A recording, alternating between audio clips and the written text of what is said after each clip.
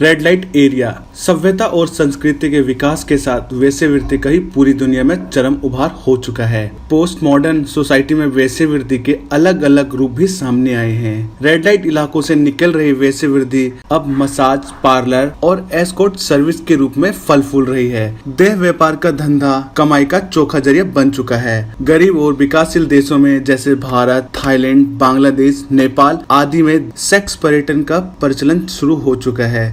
जिस्म फरोशी दुनिया के पुराने धंधों में से एक है। गुलाम व्यवस्था में गुलामों के मालिक व्यवसाय रखते थे। उन्होंने व्यवसाय भी खोले। तब व्यवसाय संपदा और शक्ति की प्रतीक मानी जाती थी। मुगलों के हरम में सैकड़ों औरतें रहती थी। जब अंग्रेजों ने भारत पर अधिकार किया तो इस धंधे का स्वरूप बदलने लगा। राजाओं ने अंग्रेजों को खुश करने के लिए इस प्रचलन की शुरुआत की। वह वेश्याओं को एक तोहफे के रूप में भेंट करते थे। पुराने वक्त के कोठों का धंधा अब मॉडर्न हो गया है। दोस्तों ये देह व्यापार का धंधा अब कोठों से निकलकर वेबसाइटों तक पहुंच गया है। इंफॉर्मेशन टेक्नोलॉजी के मामले में पिछड़ी पुलिस के लिए नेटवर्क को भेजना खास कठिन है। दोस्तों यही वजह है कि भारत में आज देह व्यापार फल फूल रहा है, जिस पे रोक लगाने के लिए हमारे देश की सारी कोशिश नाकाम रही है। दोस्तों नेट पे सिर्फ अपनी जरूरतें लिखने से सर्च करें तो आपको ऐसी दर्जनों साइटें मिल जाएंगे जहाँ हाई प्रोफाइल की वेश्याओं के फोटो, फोन नंबर और साथ ही उनके रेट लिस्ट भी होते हैं। इनमें कॉलेज छात्राएं, मॉडल्स और टीवी फिल्मों की नायिकाएं तक उपलब्ध कराई जाती हैं। दोस्तों ये हमारे देश और हमारे समाज के लिए एक कैंसर का काम कर रही है। नमस्कार दोस्तों, झटपट ज्ञान में आपका स्वागत है। तो दोस्तों ये वीडियो आप अंत तक जरूर देखें, क्योंकि इस वीडियो में आपको बताने वाला हूँ भारत के 5 सबसे बड़े रेड लाइट एरिया।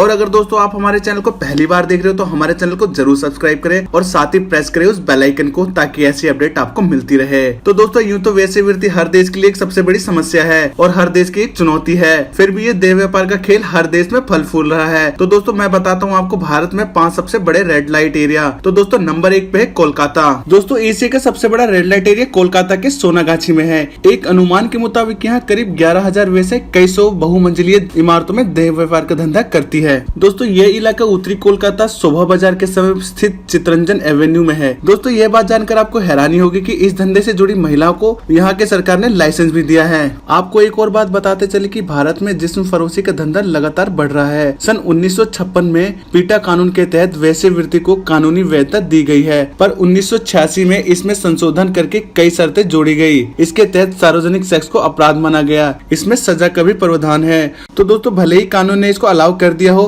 पर आप सार्वजनिक सेक्स नहीं कर सकते। तो दोस्तों नंबर 2 पे है मुंबई। माया नगरी मुंबई का कामथीपुरा रेड लाइट एरिया पूरी दुनिया में चर्चित है। यह एशिया का सबसे बड़ा और पुराना रेड लाइट एरिया है। सन 1975 में पुराने बम्बई इस इलाके से निर्माण क्षेत्र में काम करने वाली आंध्रा महिलाओं ने देह व्यापार का धंधा शुरू किया था। 1880 में यह क्षेत्र अंग्रेजों के लिए ऐशगाह बन गया था। आज भी देह व्यापार के लिए इस क्षेत्र को खूब जाना जाता है। दोस्तों आपको बता दें कि यहाँ 2 लाख सेक्स वर्कर का परिवार रहता है, जो पूरे मध्य एशिया में सबसे बड़ा है। और दोस्तों यहाँ इन लोगों का जीवन यापन इन्हीं कामों को करके होता है। दोस्तों नंबर 3 पे दिल्ली। दोस्तों यूँ तो दिल्ली भारत की राजधानी है। राजधानी दिल्ली में जीबी रोड नई दिल्ली सबसे बड़ा रेड लाइट एरिया है। सन 1965 में इसका नाम बदलकर स्वामी श्रद्धानंद मार्ग कर दिया गया।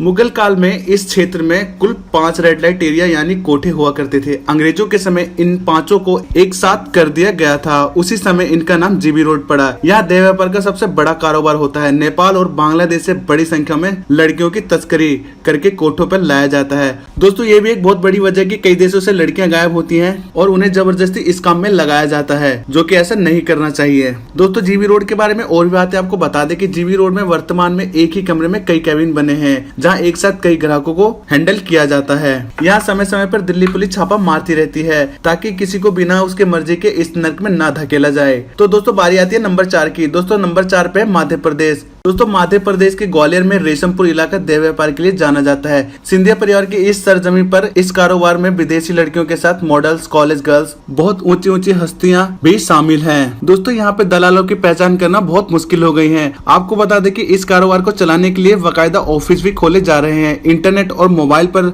जाने वाली सूचनाओं के आधार पर कॉल गर्ल्स यानी देह व्यापार करने वाली लड़कियां बुक होती है। ईमेल या मोबाइल पर भी ग्राहक के डिलीवरी का स्थान भी दिया जाता है। यहाँ पे लड़कियों को ठेके पे या लिए सैलरी पे रखा जाता है और अपने मन मुताबिक उनसे काम किया जाता है। दोस्तों यहाँ पे बहुत सारी लड़कियां कमीशन पे भी होती है और बहुत सारी लड़कियां ठेके पे होती है और बहुत सारी लड़कियों को दी जाती है इस काम के लिए सैलरी। तो दोस्तों नंबर 5 पे उत्तर प्रदेश। दोस्तों यूपी के मेरठ में स्थित कबाड़ी बाजार बहुत ही पुराना रेड लाइट एरिया है। यहाँ अंग्रेजों के जमाने से देह व्यापार किया जाता है। इन दिनों यहाँ देह व्यापार करना परंपरागत धंधा बन चुका है और यहाँ देह व्यापार का धंधा गलत तरीके और गलत हथकंडे का इस्तेमाल करके हो रहा है। हाल ही में यहाँ के पुलिस ने गुप्त सूचना के आधार पर यहाँ पर छापा मारा और दंग रह गई। एक मकान में नेपाली लड़कियों को जानवरों की तरह बंद करके रखा गया था। यहाँ अलमारी में कपड़े की तरह ठूस ठूस कर लड़कियों को छुपाया जाता है, लड़कियों को रखा जाता है। आपको बता दें कि women and child development ministry ने सन 2007 में एक रिपोर्ट दिया। इसके मुताबिक 30 लाख औरतें जिस्म फरोशी का धंधा करती हैं, जिसमें 36% नाबालिग हैं। दोस्तों ये हमारे लिए बहुत शर्म की बात है कि हमारे भारत जैसे महान देश में ऐसे गलत काम हो रहे हैं। दोस्तों इससे पहले हमारे भारत और हमारी सभ्यता सब नष्ट हो जाए, हम सबको मिलकर एकजुट होकर कुछ करना होगा और हमें शपथ लेना होगा कि हमें ऐसे कार्य को जल्द से जल्द खत्म करेंगे।